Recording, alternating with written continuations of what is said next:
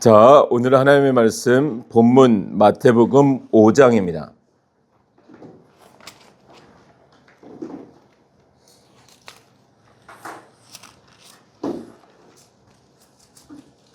마태복음 5장 13절로 16절입니다.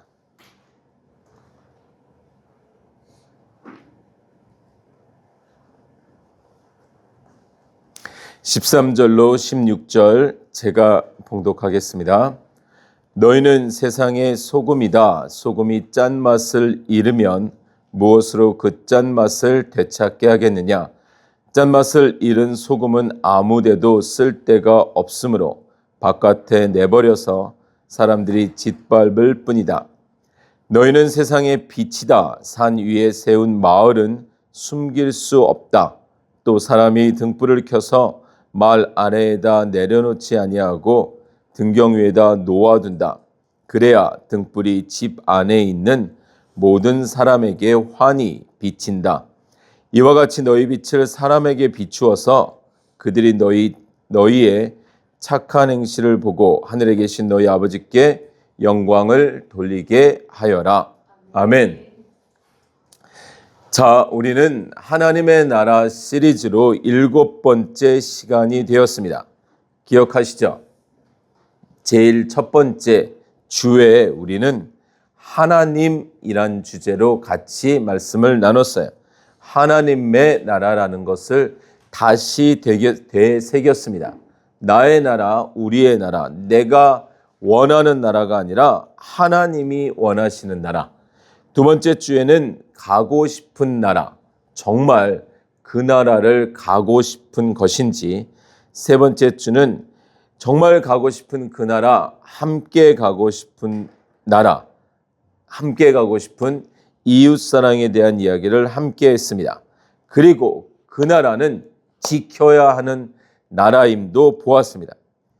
그리고 이제 다섯 번째 시간부터 오늘까지 하나님의 나라 모델하우스로 가정, 교회, 그리고 세상을 보고 있습니다. 세상. 네, 어떤 의미에서 세상도 모델하우스인가? 가정이 모델하우스고 교회가 모델하우스인 건 알겠는데 세상도 하나님의 나라 모델하우스가 될까 싶지만, 자, 오늘 한번 말씀으로 그 이야기를 해보도록 하겠습니다. 자, 먼저 오늘 본문을 한번 보세요. 네, 세번역 성경으로 저희가 보는데, 자, 본문 마태복음 5장 13절이죠. 너희는 세상의 소금이다. 너희는 소금이다. 맞죠? 근데 어디의 소금이래요? 세상의 소금이래요. 그러면 세상과 소금은 분리가 될 수 있다, 없다? 소금이 세상을 떠나서 살 수 있다, 없다? 없다죠. 세상의 소금이란 말이죠. 자, 그러면 세상의 소금인데 소금이 세상에서 구별되는 특징이 그 다음에 뭐라고 나와요? 짠맛. 소금이 짠맛을 잃으면 무엇으로 그 짠맛을 되찾게 하겠느냐? 짠맛을 잃은 소금. 한 절 안에 짠맛이라는 단어가 3번 나오죠. 그래서 짠맛을 잃은 소금은 아무데도 쓸 데가 없으므로 바깥에 내버려진다, 짓밟힌다, 이렇게 나오죠. 그러면 소금이 세상 안에 있는 게 맞고 세상 안에 있으나 짠맛을 반드시 품고 있어야 된다는 거죠. 맞죠? 짠맛이 있으세요?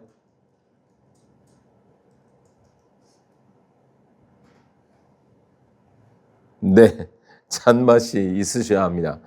자, 그리고 14절에 너희는 세상의 빛이다. 이제 소금과 빛은 같은 거예요. 같은 역할이에요. 세상의 빛이다. 산 위에 세운 마을은 숨길 수 없다. 또 사람이 등불 같죠? 등불을 켜서 말 아래에다 내려놓지 아니하고 등경 위에다 놓아둔다. 그래야 등불이 집안에 있는 모든 사람에게 환히 비친다. 세상에 있는 소금이 짠맛을 낸다. 등불이 환히 비춘다. 같은 말인데 우리가 종종 16절에 있는 단어 때문에 혼선이 되기도 해요. 이와 같이 너희 빛을 사람에게 비추어서 그들이 너희의 착한 행실을 보고 그 착한 행실이 뭐냐라는 거죠. 그래서 우리는 내가 정말 그리스도인으로 착하게 살아야 되겠구나. 거짓말하지 않고 정직하고 양보하고 섬기고 나눠주고 맞습니다. 그러한 행실도 맞으나 본문 16절을 다시 한번 잘 보세요. 너희 빛을 사람에게 비추어서 그들이 너희의 빛을 보고 이렇게 갈 수 있거든요. 그러니까 그 착한 행실은 우리에게 나오는 빛이에요. 근데 아시다시피 우리 안에는 빛이 있다 없다? 없죠. 우리는 주님의 빛을 품은 사람이죠. 해를 품은 달처럼 주님의 빛을 반사하는, 그래서 그 착한 행실은 바로 빛입니다. 주님의 빛. 그래서 하늘에 계신 너희 아버지께 영광을 돌리게 해라. 우리 안에서 나오는 행실은 절대로 하나님이 영광 받으실 수 있는 게 없죠. 반사되는 그 빛, 착한 행실은 곧 빛인 것입니다. 그래서 우리는 하나님 앞에서 하는 거예요. 하나님 앞에서. 그러니까 하나님의 빛이 아닌 내 빛을 가지고 사람 앞에서 하는 것이 아니라 하나님의 빛을 가지고 우리가 하나님을 섬기듯이 사람 앞에서 그 빛을 내는 거란 말이죠. 얼마든지 예수 그리스도를 알지 못하는 사람들에게도 선행도 기적도 교회 안에서 볼 수 있는 것 다 볼 수 있어요. 딱 하나 볼 수 없는 건 예수 그리스도입니다. 물론 하나님도 그렇지만, 자, 그런 마음을 가지고 오늘 이제 말씀을 계속 이어가 보도록 하겠습니다. 세상에서의 우리의 역할, 다시 우리 한번 마태복음이니까 13장으로 가볼게요. 마태복음 13장 31절. 자, 31절부터 봐요. 예수께서 또 다른 비유를 들어서 그에게 말씀하셨다. 하늘나라는 겨자씨와 같다. 맞죠? 근데 어떤 사람이 그것을 가져다가 자기 밭에 심었다. 겨자씨는 어떤 씨보다 더 작은 것이지만 자라면 어떤 풀보다 더 커져서 나무가 된다. 그리하여 공중의 새들이 와서 그 가지에 깃들인다. 그 겨자씨는 물론 복음이고 이 세상에 오신 한 씨, 예수 그리스도이며 또한 그리스도인의 역할이죠. 그래서 그 겨자씨는 어디에 심기죠? 밭에. 이 세상에 심기죠. 세상을 떠난 씨는 아니라는 거예요. 세상 속으로 들어가는 씨. 또 보세요. 예수께서 또 다른 비유를 그들에게 말씀하셨다. 하늘나라는 누룩과 같다. 근데 그 누룩이 어디에 있어요? 따로 떨어져 있나요? 아니요. 어떤 여자가 그것을 가져다가 가루 서말 속에, 가루 서말이라는 세상 속에 들어간 누룩. 근데 그 누룩이 어떻게 하죠? 세상을 바꾸더라라는 거예요. 서말 속에 들어가야 그 소량의 누룩이 그 세상을 바꾸고 겨자씨와 같이 작은 씨가 그 밭에 들어가니 거기에서 자라게 되더라라는 거죠. 그래서 사실 가정과 교회 그리고 세상은 어떤 의미에서 하나다. 순서가 다르죠.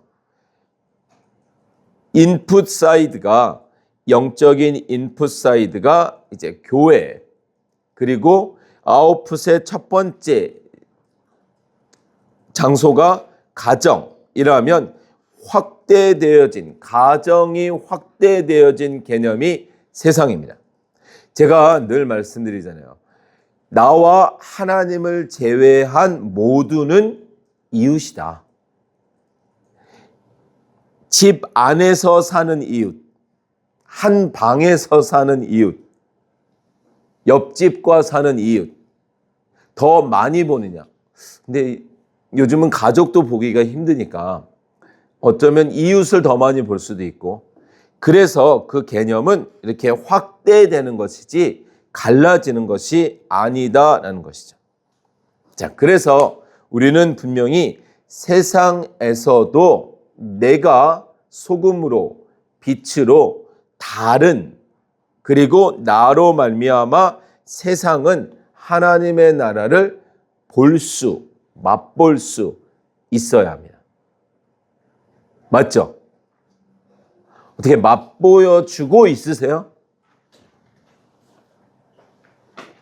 어떻게 좀 빛을 비춰주고 있으세요? 네. 성경이 우리 신앙의 기준이 돼야 됩니다. 여러분들 정말 성경을 읽으셔야 돼요. 어쩔 수 없이 제가 계속 말씀을 드려요. 왜냐하면 어제도 저는 이제 어떤 작은 모임을 가게 됐는데, 거기서 어떤 분이랑 이야기를 하면서 참 이분이 20년이 넘는 시간, 얼마나 진짜 그분의 시간과 물질과 섬김이 얼마나, 말만 들어도 야, 저렇게도 할 수 있을까 싶었어요. 성품도 너무 좋으시고. 그런데 이제 말씀 톡으로 넘어가니까 어려워하시는 거예요. 말씀을 매일 읽어야 되는 거에서는 좀 이렇게 거리가 생기시는 거예요. 그냥 이렇게 하는 건 좋은데, 봉사하고 섬기고 하는 건 너무 좋은데, 매일 말씀을 읽어야 된다는 건 부담이 되시는 거죠. 아닙니다. 여러분들 정말 신앙생활은 말씀 생활이 되셔야 돼요. 내가 평생 교회를 열심히 예배 안 빠지고 봉사 열심히 하는 것 너무나 좋습니다. 그러나 그것은 아웃풋이란 말이죠. 내 안에 선한 인풋이 들어와서 그것이 아웃풋으로 가는 것이지, 들어온 게 없는데 내 것이 나가는 게 절대로 아니에요. 그러면 큰일 납니다. 시간이 지나서, 그래서 교회에서 또 저는 지난주죠, 벌써. 지난주에 이제 다윗 선교사 졸업 때문에 이제 서울 근교로 갔다가 또 아는 지인 되시는 분들을 만나서 또 서울에 있는 여러 교회들의 이야기를 또 들으면서 정말 임직자 그 선거 투표를 하면서 얼마나 은혜롭지 않은 상황들. 예전에는 누구 좀 뽑아주세요, 이 정도까지는 됐는데, 이제는 아예 대놓고 누구 뽑지 마세요가 너무나 만연돼 있는. 그래서 이거는 너무 마음이 이제 아픈 거죠. 어렵고. 맞습니다. 여러분들, 우리는 정말 신앙생활을 말씀으로 잘해야 됩니다. 말씀을 통해서 하나님을 잘 알지 못하면 내 나라를 교회에 세울 수 있습니다. 내 나라를 가정에 세울 수 있어요. 내 뜻을 이루는 현장으로 얼마든지 가정, 교회, 선교회, 아니 뭐 다 할 수 있을 거예요. 겉으로는 비슷할 수 있습니다. 너무 안타까운 일들이죠. 성경을 보면 우리가 어떻게 살아야 하는지, 하나님이 무엇을 원하시는지, 그냥 하나님은 이런 분일 거야, 이게 아니라 이런 분이었으면 좋겠어, 이것이 아니라 하나님이 우리에게 드러나신 그 말씀을 통해서 하나님은 이런 분이시구나가 돼야 된단 말이죠. 정말 꼭 반드시 매일 성경을 읽으셔야 됩니다. 여러분들이 목사여도 선교사여도 정말 어떤 세상에 위급하고 중요하고 크고 높은 직업, 어떤 포지션을 가지고 있더라도 반드시 매일 성경을 읽으셔야만 합니다.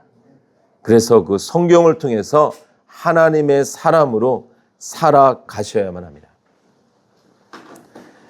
여기서 아멘이 안 나오면 이제 길어질 수 있어요. 자, 그러면 이제 우리가 오늘 이제 본격적으로 본론으로 들어와서 그러면 성경을 보면 세상에 있으나 세상과 다른 여러분들 그리스도인들이 이 땅에 이 세상에 살면서 뭔가 달라야 되잖아요. 구별이 되어야 되잖아요. 구분이 아닙니다. 구분이 아니에요. 아까 말씀드린 것처럼 아까 우리가 마태복음 13장 봤잖아요. 겨자씨도 누룩도 겨자씨도 밭에 바깥에 있지 않았고 밭 안에 있었단 말이에요. 누룩도 가루 서말 안에 있었어요. 맞죠? 맞죠? 우리는 세상이라는 물속으로 들어가야 되는 거예요. 근데 그냥 들어가면 어떻게 될까요? 빠지는 거죠. 죽는 거예요. 물속에 들어갈 때 뜨려면 뭐를 가지고 들어가야 될까요? 근데 튜브 뭐 공이라도 하나 이렇게 끌어안고 들어가야 나는 걱정 없어. 1시간은 문제 없어. 3일은 어떻게 할 거예요? 3일 동안은. 일주일은. 1년은. 반드시 나를 뜨게끔 해주는 거를 끌어안고 들어가야 돼요. 난 물 안 들어갈 거야. 그냥 바깥에 있을 거야. 아니라니까요. 저 산속에 들어가거나 저 세상을 떠나서 그냥 예전에 중세시대처럼 그렇게 있는 게 아니라 물속으로 들어가는 거예요. 근데 그냥 들어가는 것이 아니라 반드시 무엇인가를 끌어안고 들어가야 되는데 그게 아까 본문에 뭐라 그랬어요? 짠맛, 빛. 그 빛이 뭘까요? 결국은 주의 말씀이며 성령 충만이죠. 공기에 아주 꽉 차 있으면 이게 내 몸을 뜨게 해주는 거죠. 성령 충만하면. 근데 이게 공기는 있는데 살짝 있다. 그러면 서로 바둥거리는 거죠. 자, 성경을 보시면 여러분들이 한번 생각해 보세요. 성경 인물 중에 세상에 있었어요. 뭐 애굽이었던 바벨론이었던 뭐 있었어요. 그래서 세상에서 충분히 세상스럽게 살 수 있었어요. 그런데 그 세상 속에서 구분되어졌던 사람들이 누가 있었죠?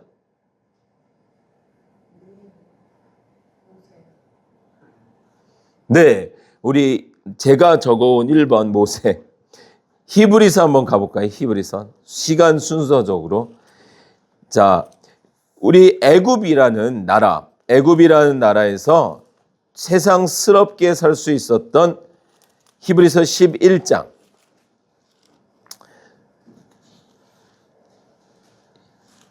히브리서 11장 몇 절을 볼 것 같으세요? 24절. 자, 먼저 히브리서 11장 24절부터 보세요. 제가 한번 읽을게요. 믿음으로 모세는 어른이 되었을 때에 바로왕의 공주의 아들이라 불리기를 거절하였습니다. 오해하시면 안 돼요. 모세에게 동그라미 치시면 안 돼요. 믿음에 치셔야 돼요. 믿음으로 이 단어의 정확한 문맥의 흐름은 믿음이 모세로 하여금 어른이 되었을 때에 바로왕의 공주의 아들이라 불리기를 거절하였습니다. 믿음이라는 공이 모세 안에 들어가서 그 애굽에서 뜨게 했다는 거예요. 오히려 그는 잠시 죄의 향락을 누리는 것보다 하나님의 백성과 함께 학대받는 길을 택하였습니다. 택하였다는 거예요. 사건적으로, 출애굽기 사건적으로는 이스라엘 백성들을 구하다가 바로왕이 죽이려고 한다니까 도망간 것처럼 보이는데 그거는 가고 싶지 않았는데 살리고 싶지 않았는데 그냥 신분이 들통나서 히브리 사람이었어 이런 게 아니라 모세의 선택이었다는 거예요. 물론 그 선택의 배후에는 뭐가 있었다? 믿음이, 하나님이 주신 믿음이 물에는 빠졌는데 떠 있네. 근데 뭐가 뜨게 했다? 그 공의, 성령 충만함이. 그래서 26절에 모세는 그리스도를 위하여 받는 모욕을 이집트의 재물보다 더 값진 것으로 여겼습니다. 그는 장차 받을 상을 바라보고 있었던 것입니다. 믿음이 그로 하여금 그 다음 그가 가는 그 여정, 그 본향을 바라보고 있었던 것입니다. 믿음으로 그는 왕의 분노를 두려워하지 않고 이집트를 떠났습니다. 아멘. 육신적으로 떠났어요. 이스라엘이 떠났어요. 그러나 성경이 우리에게 말하는 건 우리에게 이 세상에서 우리가 붙드는 것, 그것을 떠나라는 거예요. 육신적으로 그냥 이 나라를 떠나라, 뭐 저 동굴로 산속으로, 이 말이 아니라 그가 붙들 수 있는 그 위치, 그 힘을 떠났다라는 거예요. 늘 말씀드리잖아요. 세상은 우리를 붙들지 않습니다. 우리가 세상을 붙들고 있는 거예요. 한 손에는 주님께 붙들리고 한 손은 놓지 못하는 그 세상을 붙잡고 있다가 마침내 그걸 놓는다, 묻는다, 버린다, 이거를 떠났다, 이렇게 말하고 있습니다. 또 누가 있을까요? 충분히 누릴 수 있었는데 아무리 뒤져봐도 즐겼다, 누렸다, 뭐 그것으로 인해 만족했다, 이런 기록이 없는 사람.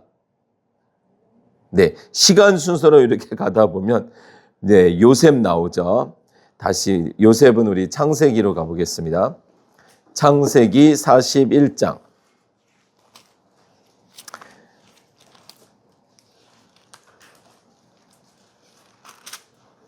제가 어제 제 아내와 함께 이제 모임이 있어서 가는데 아내가 너무 놀라운, 저는 어디서 뭐 엄청난 걸 주순 줄 알았어요. 근데 놀라운 걸 발견했다 그러면서 오늘 이제 어제 아침에 말씀을 읽는데 야곱 이야기를 읽을 때 그동안 그렇게 안 보이던 어떤 몇 가지가 보였다는 거예요. 그래서 얼마나 좋아하는지, 말씀 사경회 때 다 한 건데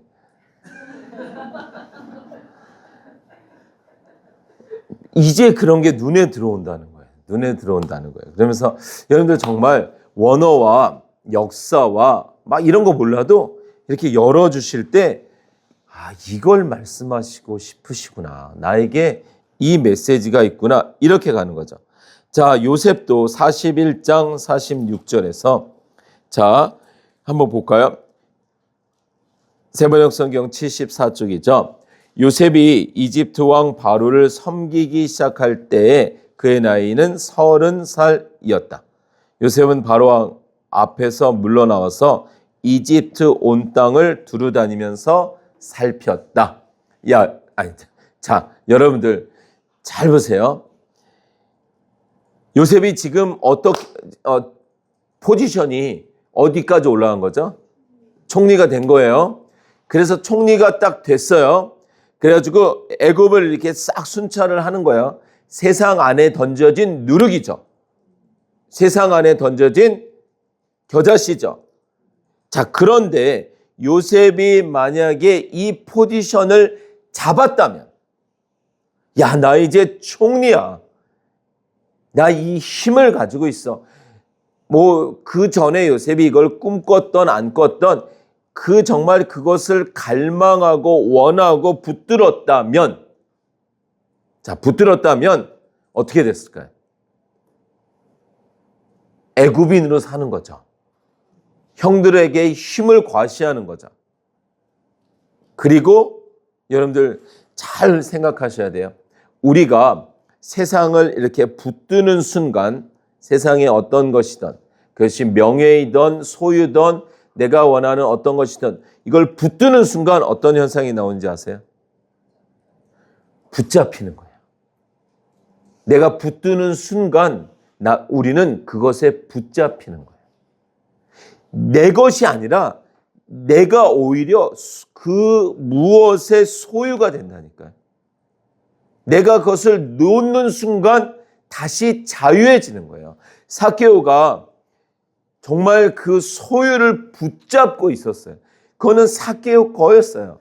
서로 그가 부정직하고 토색하고 남들에게 욕을 먹으면서 얻은 것이라도 그건 삭개오 것이었어요. 그러나 그 삭개오는 그것에 붙잡혀 있는 거예요. 억지가 아니라 그 안에 성령이 들어오시자 그가 붙잡고 있던, 그리고 그를 붙들고 있던 그것이 이 안에 밑바닥부터 은혜가 채워지니 밀려나가는 거예요. 이렇게 토해지는 거예요. 토해진다. 그래서 성경이 다른 의미지만 단어를 토색한 게 토해지는, 그 순간 자유해지는 거예요. 그것으로부터 자유해지는 거예요. 우리는 얼마든지 은혜라는 이름으로 내 나라를 세워놓고 붙들릴 수 있습니다. 요셉이 이제 총리가 돼서 만약에 그가 총리라는 직업을 잡았다면 그는 애굽인이 되는 거예요. 애굽 온 땅을 순찰하면서 무슨 마음 들었을까요?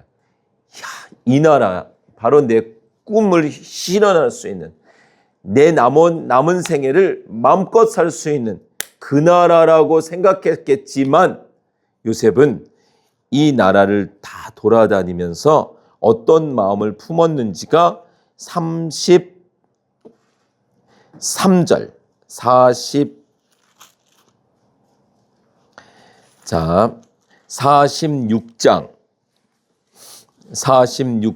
33절에 나오죠. 나중에 형들이 이제 요셉과 밀고 당기기 이렇게 저렇게 해서 요셉이 밝혀지고 야곱과 그의 가족들이 다 내려오자 형들에게 우리가 아는 것처럼 말을 넣어주죠. 자, 33절 보세요. 바로께서 형님들을 부르셔서 그대들의 생업이 무엇이요 하고 물으시거든 요셉이 총리를 붙잡았다면, 애굽을 붙잡았다면, 자, 그대들의 생업이 무엇이요 하고 물으시거든 뭐라고 말하라고 해야 되냐면 절대로 목축업을 한다고 말하지 마세요. 우리 그거 평생 숨겨야 됩니다. 왜요? 자, 34절. 종들은 어렸을 때부터 줄곧 집짐승을 길러온 사람들입니다. 우리와 우리 조상이 다 그러합니다 하고 대답하셔야 합니다. 그래야 형님들이 고센 땅에 정착할 수 있습니다. 이집트 사람은 목자라고 하면 생각할 것도 없이 꺼리기 때문에 가까이 하지 않습니다. 이렇게 말하면 안 된단 말이에요. 생각할 것도 없이 꺼리니까 절대 목자라고 얘기하지 마세요. 우리 가문을 애굽에 세워봅시다. 애굽을 한번 붙들어 봅시다. 기회가 좋습니다. 지금 왕이 저를 전적 신임하니 우리가 한번 정말 잘만 하면 명문 가문 이룰 수 있습니다. 그러니 목자라고 하지 마세요. 이래야 되는데 목자라고 하라는 거예요. 세상 속에 있으나, 애굽 안에 있으나 애굽인이 아닌 사람. 성경은 우리에게 말을 하고 있어요. 얼마든지 교회 안에서도요, 열심을 내는데 그 종교적인 열심이 결국에 가서는 세상의 힘을 얻기 위한 열심인 사람들이 간혹 종종 있습니다. 교회 안에서도 왜 그렇게 직분이 높아져야 되고 그것이 마치 감투가 되고 힘이 되고 자랑이 된다는 것은 아직도 세상스러움을 벗어나지 못하기 때문에 그렇죠. 우리는 세상에 있으나 세상이 우리를 감당할 수 없는 사람이 되어야 되는 것이 맞습니다. 우리는 다니엘도 알고 있어요. 본문을 안 찾아봐도 우리는 알잖아요. 다니엘 6장에 보면 총리가 3명 있었는데 2명은 아마도 그 본토 사람들, 다니엘은 포로로 잡혀온 이방인. 그런데 다니엘이 일반 업무에 있어서는 흠을 못 잡으니 이 두 총리가 어떻게 하죠? 없던 법을 만들잖아요. 30일 동안 왕 아닌 다른 존재에게 절하는 자는 어디에 던진다? 사자굴에 던진다. 또 왕은 거기에 어인을 찍죠. 그랬는데 다니엘이 그 30일 동안 늘 하던 예루살렘을 향해 창문을 열어놓고 하던 기도를 했어요, 안 했어요? 30일인데 여러분들 정말 30일 그냥 30일이건 한 주건 3년이건 결국 개념은 똑같은데 그 30일 그거 안 해도 내 마음 안에 하나님이 있다 하면 되는 거고 내가 말씀을 읽는다 하면 되는 거고 우리가 30일 그냥 주일 안 가고 그냥 어떻게 해요? 수요일 날 예배를 그냥 주일로 대체할 수도 있고 예를 들자면 얼마든지 타협할 수 있는데 다니엘이 조서에 어인이 찍힌 줄을 알고도 왜 기도했을까요? 그는 총리라는 힘을 붙들지 않았기 때문에 그렇습니다. 그거는 그냥 그에게 주어진 역할이었던 거예요.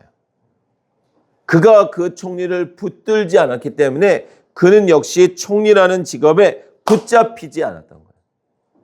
붙들지 않았기 때문에 붙잡히지 않는 것입니다. 맞습니다.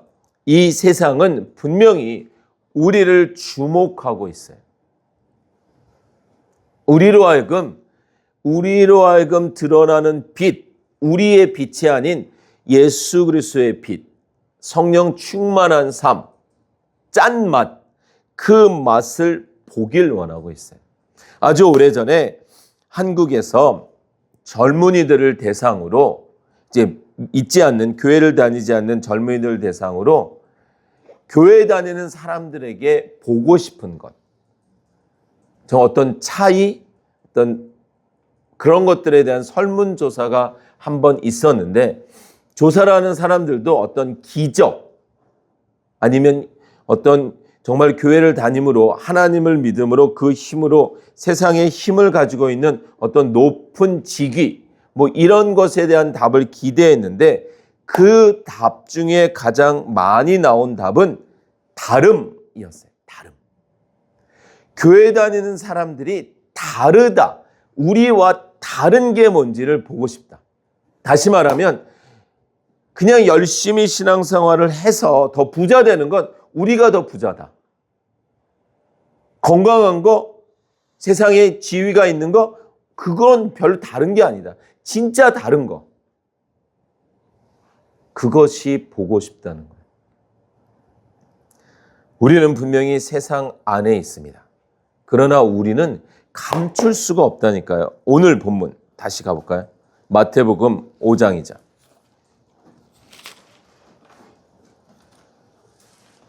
마태복음 5장 우리가 13절로 16절 오늘 본문을 보았는데 자 14절입니다. 아까 말씀드린 대로 소금과 빛은 같은 거고 짠맛과 그 빛도 불빛도 같은 건데 14절 너희는 세상의 빛이다. 세상의 소금, 세상의 빛. 그런데 산 위에 세운 마을은 숨길 수 없다. 우리는 숨을 수 없다는 거야. 우리의 다름은 나 이렇게 달러 하고 말하지 않아도 나 이렇게 다른 거 안 드러낼래 해도 숨길 수 없다는 거예요. 왜? 세상과 방향이 다르기 때문에. 관점이 다르기 때문에 그렇습니다. 가라앉고 싶어도 내가 공을 품고 있는데 어떻게 가라앉아요?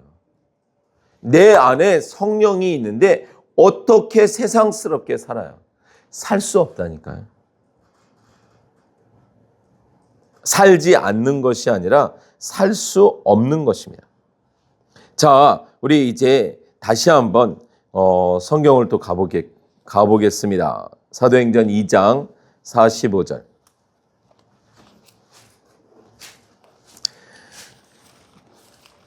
사도행전 2장 45절.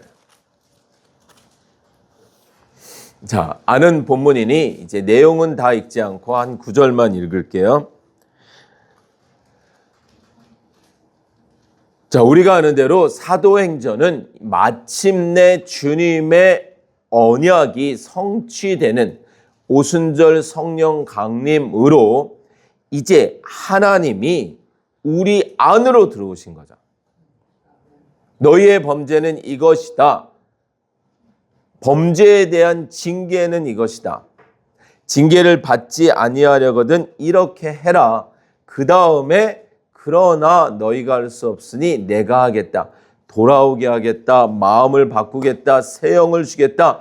계속 그 밭을 만드시고 그 다음에 이렇게 예수 그리스도는 베들레헴에서 나실 것이고 유다의 자손으로 오실 것이고 은삼십에 팔릴 것이고 그 예수 그리스도를 이야기하는데, 자, 그렇게 해서 마침내 출애굽에 시작한 이스라엘 그 믿음의 여정이 하나님을 계속 거역하는 자리에 있다가 마침내는 순종하는데, 그 순종은 그들이 하는 것이 아니라 그들 안에 들어오신 성령이, 믿음이 그들을 이끌어 가죠.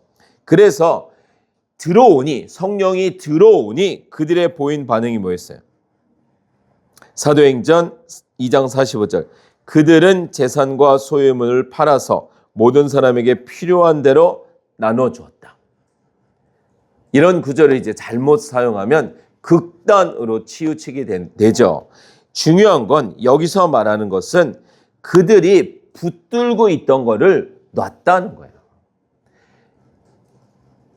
실제로 막 이단이 쓰는 용어처럼 이제 통장 정리하고 학교 퇴학이 아니라 자퇴하고 세상과 끊고 집단 생활하고, 이게 아니라 내 마음으로 붙드는 것, 내가 의지하는 것, 내가 더 즐기는 것으로부터 놓여라라는 거예요. 놓여라.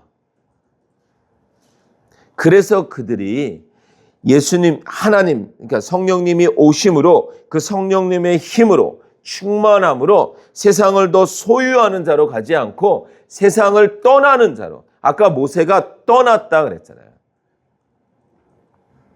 그렇게 가더라 라는 거죠. 4장 32절에도 많은 신도가 다 한 마음과 한 뜻이 되어서 아무도 자기 소유를 자기 것이라 하지 않고 모든 것을 공동으로 사용하였다. 자기 것이라 안 한다는 거예요. 놓였다는 거예요. 이제 이거 내 거 이러는 순간 그 내 것에 소유되는데 내 거로부터 노임을 받았다. 자기 것이라 하지 않았다. 여러분들, 우리 것이 뭐가 있어요? 다 하나님의 것이죠. 하나님의 것입니다. 여러분들 자녀가 얼마나 이뻐요. 그러나 내 자녀 하는 순간 우리는 자녀에게 붙들리는 거예요. 내 자녀 아내야 더 잘 키운다니까. 진짜라니까. 내 자녀 하는 순간 자녀에게 붙들리는 거예요. 객관성을 잃어버리게 된다니까. 얼마 전에 이제 말씀을 나누던 어떤 분이 따님이 데이트를 하는데 데이트 상대자가 전도사님이었다는 거예요. 그러니까 마음이 너무 어려우셔가지고 안 된다. 목사 사모 너무 힘들다. 그래서 반대를 하셨다는 거죠. 근데 어느 날 하도 이제 이게 줄다리기가 왔다 갔다 하다가 그래, 내가 금식을 해야 되겠다 하고 3일 금식 중에 하나님이 그러시더래요. 내 딸이지 네 딸 아니야. 내 딸이야. 그래서 거기서 항복하셨다는 거죠. 내 딸 아니었구나. 내 딸 이러니까 내 딸, 그러니까 물론 이제 목사 사모가 고생은 좀 하죠. 그렇지만 뭐 또 다 장단점 아니겠어요? 근데 이제 그분 생각엔 고생이야. 이건 고생이야. 내가 봐온 그건 고생이야. 근데 내 딸 고생 이게 연결이 되니까 안 되는 거죠. 딴 사람, 그러니까 내 옆집, 내 친구의 딸이면 야, 참 은혜로운 길이야. 이렇게 될 텐데 내 딸 이러니까 안 되는 거예요. 여러분들 거기서 자유해지셔야 됩니다. 진짜로. 내 자녀, 내 것 이런 순간 붙들려 버리는 거예요. 그래서 초대교회 성도들은 자기 소유, 자기 것이라고 하지 않았다라고 성경이 말하는 거예요. 내가 이걸 어떻게 여기까지 올라왔는데, 내가 이걸 어떻게 모았는데, 이러는 순간 우리는 붙들려 버립니다. 창살 없는 감옥에 갇혀 버리게 돼요. 그래서 성경은 이렇게 말합니다. 히브리서 11장 38절.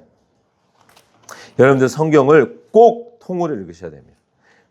정말 재미납니다. 드라마는요, 상상 비교할 수도 없어요.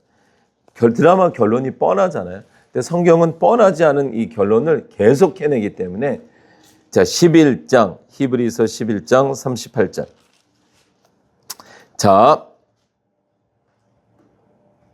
441쪽입니다. 앞에서 이제 믿음의 사람 이야기가 계속 나오잖아요. 그래서 뭐 37절 하나 더 읽으면 또 그들은 돌로 맞기도 하고 톱질을 당하기도 하고 칼에 맞아 죽기도 하였습니다. 그들은 궁핍을 당하며 고난을 겪으며 학대를 받으면서 양과 염소의 가죽을 입고 떠돌았습니다. 38절.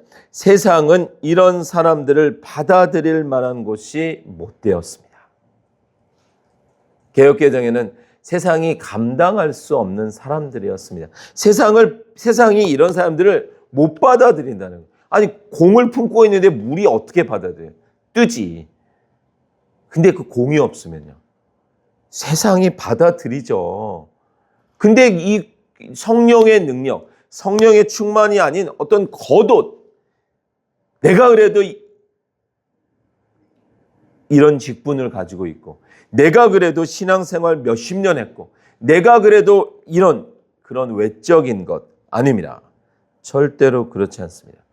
우리는 성령 충만함으로 세상에 있으나 세상과 구별되는, 우리로 하여금 세상이 길을 찾을 수 있고, 이것이 이 땅이 아닌 본향을 향하는 자들의 삶이구나. 정말 저들이 바라보는 저곳을 나도 바라보고 싶다. 그런 방향 지표의 등대가 되어줘야만 합니다. 그래서 자, 사도 바울은 이런 상황들을 갈라디아서에서 이렇게 말을 하죠. 한마디로 6장, 갈라디아서 6장입니다. 개역개정에서 역시 잘 표현했는데 뉘앙스상 이제 새번역 성경에서 6장, 갈라디아서 6장 14절 이렇게 바울이 이야기하죠. 그런데 내게는 우리 주 예수 그리스도의 십자가 밖에는 자랑할 것이 아무것도 없습니다. 이 말은 십자가 외에 내가 생명같이 여길 수 있는 게 없다. 영원한 것은 없다. 이런 말인데 그리스도로 말미암아 내 쪽에서 보면 세상이 죽었고 세상 쪽에서 보면 내가 죽었습니다. 자유해졌다는 거예요. 나는 이제 세상으로부터 풀려났다는 거예요. 풀려놓고 보니 세상도 이제 나를 꺼리로 여기지 않더라. 왜요? 던져주는 대로 안 무니까. 그래서 세상이 죽은 사람, 세상에 있는데 그거에 연연하지 않고 낙심하지 않고 좌절하지 않고 절망하지 않는 사람. 예전에는 그거 조금 있으면 세상을 다 얻은 사람처럼 잠시지만 막 기뻐하다가 그거 하나 또 탁 무너지면 아주 그냥 세상의 모든 짐을 다 진 사람처럼 그렇게 살았는데 안 그러더라는 거예요. 그 세상이 재미가 없는 거예요. 놓는 거죠.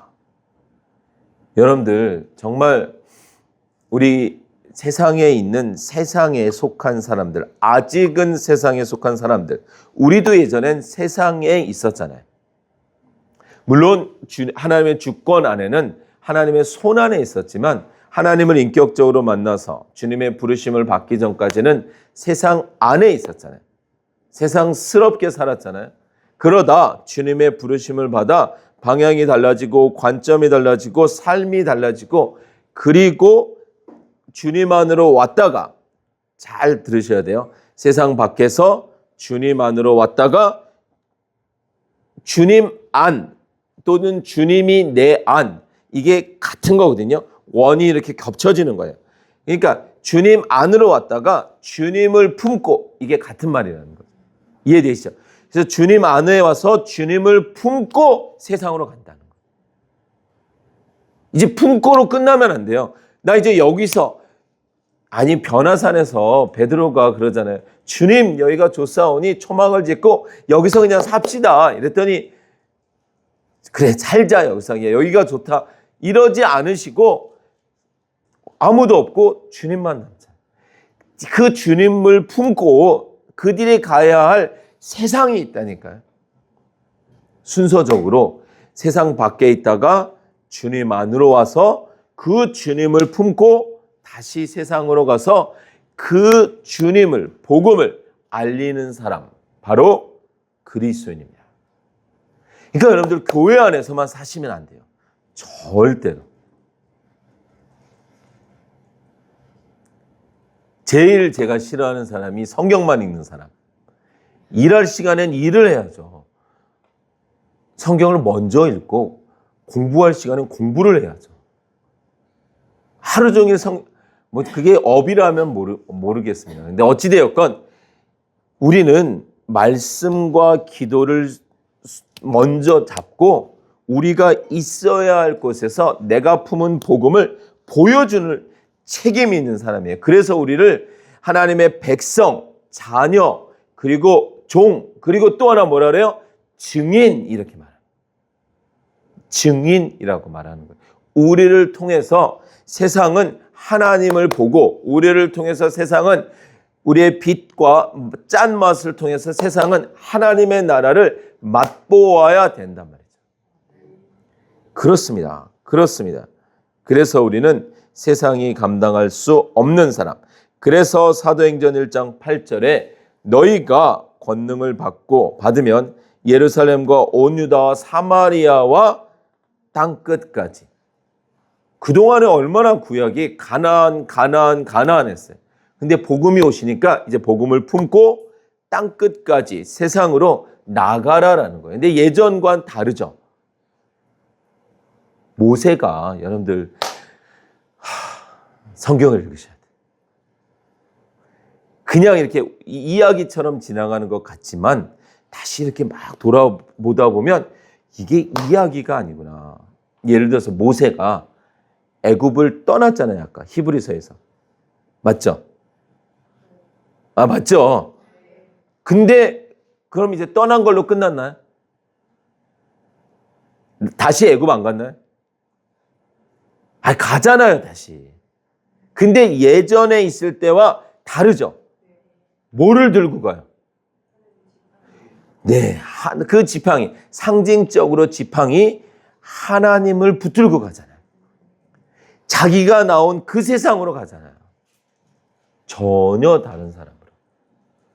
맞죠? 그러니까 여러분들 우리는 전혀 다른 사람. 여러분들 오해하시면 안 돼요. 내가 예수 믿었다고 해서 내 성향이 바뀌었다? 한 사람도 못 봤어요. 바울은 여전히 바울이었고요. 바나바는 바나바였어요. 바뀌는 건 그게 바뀌는 게 아니에요. 그 성향은 하나님이 주신 모양이에요. 그 모양으로 쓰시는 거예요. 물론 그것이 성숙되어지고 다듬어질 수는 있으나 그럼 뭐가 바뀌는 거예요? 왜 방향이 바뀌는 거예요? 관점이 바뀌는 거예요. 가치가 바뀌는 거예요. 돈은 똑같이 벌어요. 직장 똑같이 일을 해요. 근데 왜 일하느냐? 왜 직장을 다니냐의 그 관점이 달라지는 거라니까요. 그만두는 게 아니에요.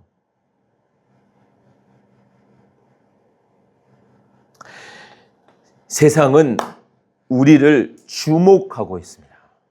여러분들을 주목하고 있어요. 그래서 가정보다 더 귀한 하나님의 나라가 세상입니다. 교회보다 더 귀한 하나님의 나라가 세상이 맞습니다. 여러분들을 통해서 교회 안에서 믿는 사람들이 다 아는 찬송가 함께 부르고 다 아는 기도 함께하고 다 아는 성경 이야기하고 우리끼리 좋다. 이 시간은 충전하는 시간. 그래서 우리 본향 그 교회에서는 뭐라고 말하죠? 모여드리는 예배. 그리고 흩어드리는 예배. 흩어져서 이제 그 예배라는 복음이라는 그리스도라는 바이러스를 품고 그 균을 품고 영적인 에너지를 품고 전달해주는 사람으로 세상에 나아가서 드러내야 되는데 여기서 벗어놓고 가니까 문제죠. 교회 안에만 있는 복음이 절대로 아닙니다.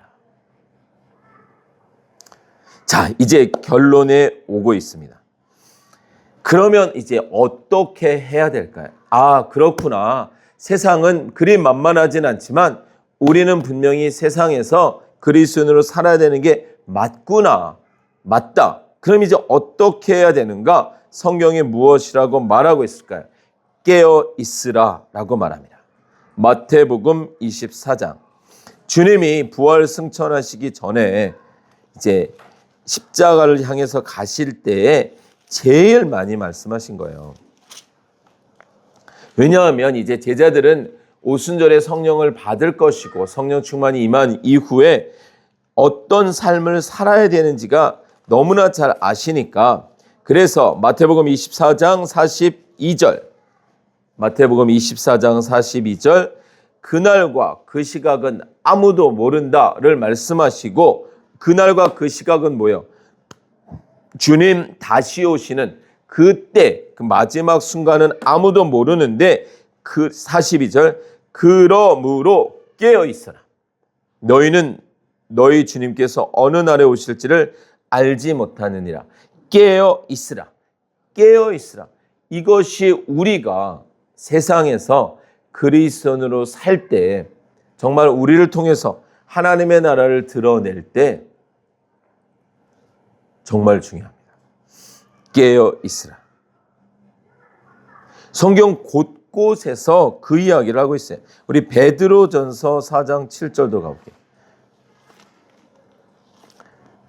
베드로전서 4장 7절.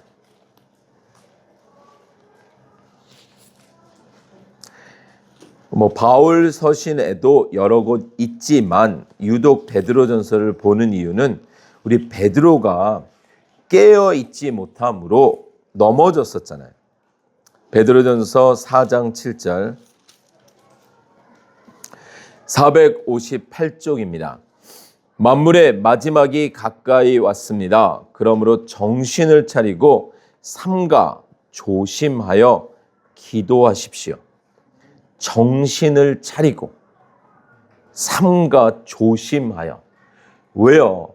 절대로 주님을 배신하지 않습니다 라고 말해놓고서는 그 여종이 말한 그 말에 한 번도 아니고 3번이나 나는 절대로 모른다 라고 말했던 자신을 얼마나 되씹었을까요? 5장 8절도 베드로전서 5장 8절 정신을 차리고 깨어 있으십시오. 여러분의 원수 악마가 우는 사자같이 삼킬 자를 찾아 두루 다닙니다. 믿음에 굳게 서서 악마를 맞서 싸우십시오. 우는 사자같이 삼킬 자를 여러분들 정말 깨어 있어야 됩니다. 방심하시면 안 돼요. 그래서 우리가 자꾸 예배라는 단어를 쓰는 건 지금 예배 시간에 우리가 가지고 있는 깨어있음이 있잖아요. 단장함, 그래도 집중하려는 마음, 그래도 하나님을 좀 인식하려는 이 마음을 우리의 삶 속에서 동일하게 가지고 가야 된단 말이에요.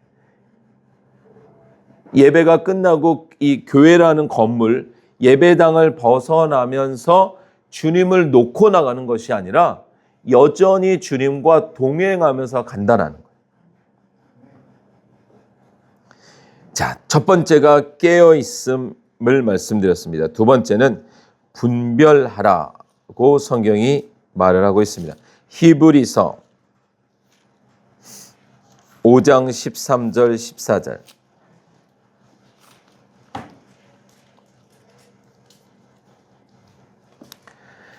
(430쪽입니다) 히브리서 5장 13절 14절. 젖을 먹고서 사는 이는 아직 어린아이이므로 올바른 가르침에 익숙하지 못합니다. 그러나 단단한 음식물은 장성한 사람들의 것입니다. 그들은 경험으로 선과 악을 분별하는 세련된 지각을 가지고 있는 사람들입니다. 아멘. 우리가 신앙생활을 하고 신앙의 연차가 깊어질수록 분별하게 되는 거예요. 분별해야 되는 거예요. 어른은 분별하죠. 아이들이 조그만 소리에 놀래도 아니야, 괜찮아. 이거는 그냥 옆집에 누구 어떤 개가 짖는 거야. 아니야, 이건 괜찮아. 여기에는 늘 이런 소리가 났던 거야. 분별해서 요동하지 않는 우리의 신앙생활에도 그러한 분별이 있어야만 합니다. 시대가 바뀌고 모양이 달라질 뿐이에요. 여전히 주님 승천하신 이후에 2000년이 넘도록 매 순간 매 해마다 영적인 공격은 동일하게 이루어지고 있습니다. 자, 첫 번째 깨어있음, 두 번째 분별력, 그리고 우리의 우선순위를 지켜야만 합니다. 매일 첫 시간 평생 닳고 또 정말 신앙생활과 영적인 싸움을 하면 할수록 절대적으로 느끼는 거예요. 여러분들 말씀을 꼭 붙드셔야 됩니다.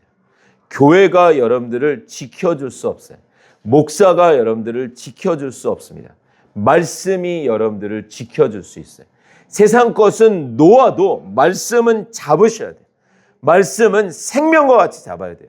이건 내가 놓으면 저 낭떠러지로, 저 죄의 구덩이로 떨어져 버린다는 생명처럼, 놓으면 죽는다라는 생명처럼 붙들어야 돼요. 아, 그냥 오늘은 제끼자, 오늘은 이러니까 저러니까 수만 가지의 이유를 대면서 아니라는 거예요. 정말로 눈 뜨면 먼저. 그래서 말씀드린 것처럼 아침에 내가 말씀으로 시작하는 하루는 시작부터 사단에 표현하자면 등짝을 부산 사투리를 조금 쓰면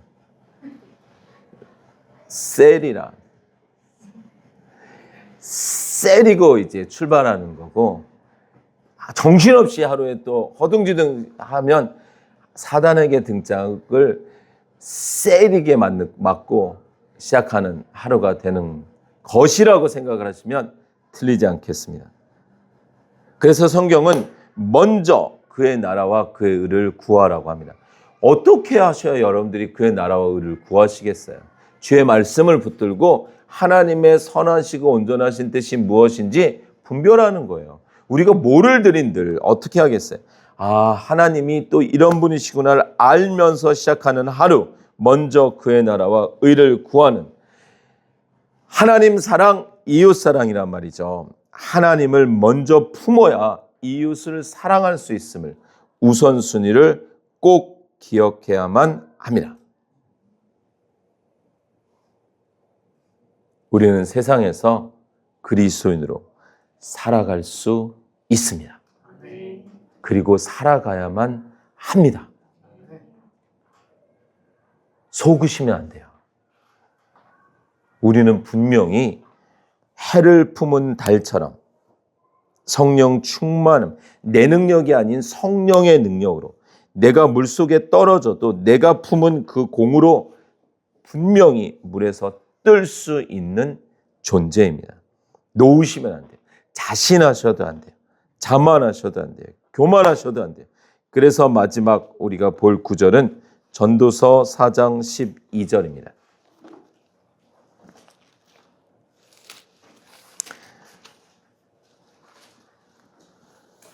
우리 전도서 4장 12절 한번 1086쪽입니다. 이제 우리가 세상에서 하나님의 나라를 드러내는 하나님의 자녀로 증인의 삶을 살기 위해 우리에게 가정이 얼마나 중요하고 교회가 얼마나 중요한지를 보았습니다. 그것은 가정이 중요하다기보다는 그 믿음의 공동체를 이야기하는 거예요. 4장 12절 우리 한번 다 같이 읽습니다. 시작. 혼자 싸우면 지지만 둘이 힘을 합하면 적에게 맞설 수 있다. 세 겹줄은 쉽게 끊어지지 않는다. 아멘. 그 세 겹줄은 나와 이웃된 한 명에 더해진 성령의 능력이라고 보셔도 되겠습니다. 절대로 질 수 없는 싸움, 하나님의 싸움입니다. 교회가 그 역할을 해줘야 됩니다.